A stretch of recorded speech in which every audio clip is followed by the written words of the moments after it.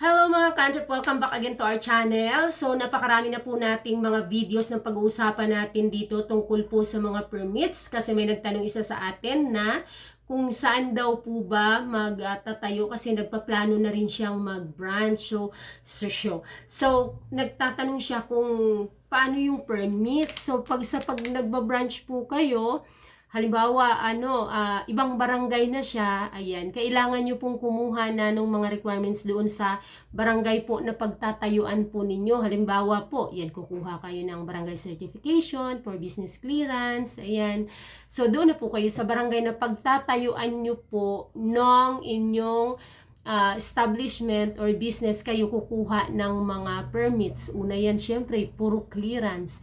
And then, dadalhin mo yun sa barangay for barangay clearance. And then, yun ang dadalhin mo sa munisipyo or sa city hall. So, palagi pong doon po sa pagtatayuan po, kahit na branch po siya.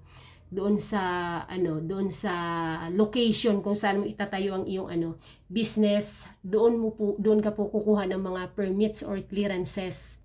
At ayan, isisingit ko na rin po dito dahil may nagtanong din sa atin kung ano ba yung mga permits na kailangang kumpletuhin sa pagkuha na mga kukuning permits kung magtatayo ng business. Ayan po, ang barangay permit po kasi parang there's no such thing talaga as barangay permit kasi ang kinukuha sa barangay is barangay certification for business clearance. So, kukuha lang po tayo ng certification sa barangay, dadalhin po natin yun sa munisipyo. So, pagdating sa munisipyo, ang kukunin po talaga natin ay, ayan, DTI permit, tapos BIR, yung ating Certificate of Registration or COR, and then nandoon na yung business permits. Dati kasi ang tatak po sa ating ganon is mayor's permit. So ngayon kasi business permit na yung nakatatak. So yan po yun, yung ating mga tinatawag na business permits. Pero syempre, kapag corporation ganun, hindi DTI, sa SEC ka. Pero usually kasi yung mga nagtatanong dito, expect na natin ng mga solo yan. Hindi yan corporation. So, ayan, DTI, COR, yun yung parehistro mo sa BIR ang iyong business para isyuhan ka ng mga resibo. Sa mga stores, kagaya natin, ang i-issue sa atin or ang ini-issue natin sa ating mga customers ay sales invoice, hindi po OR. Ang mga OR doon sa mga professionals.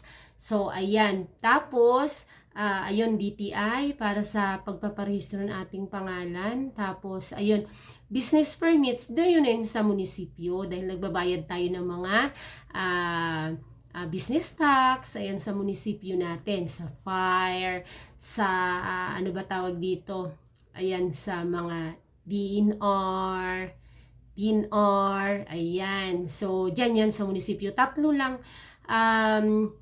sa permit tatlo lang, DTI, COR, at saka business permits, yan lang. So, ang pinaka-basic talaga niyan is DTI at business permits. Kahit to follow na ang iyong COR, pero kailangan pa rin kasi baka ma-tax map kayo. Ayun lang ulit, and thank you very much and see you on my next video. Bye-bye!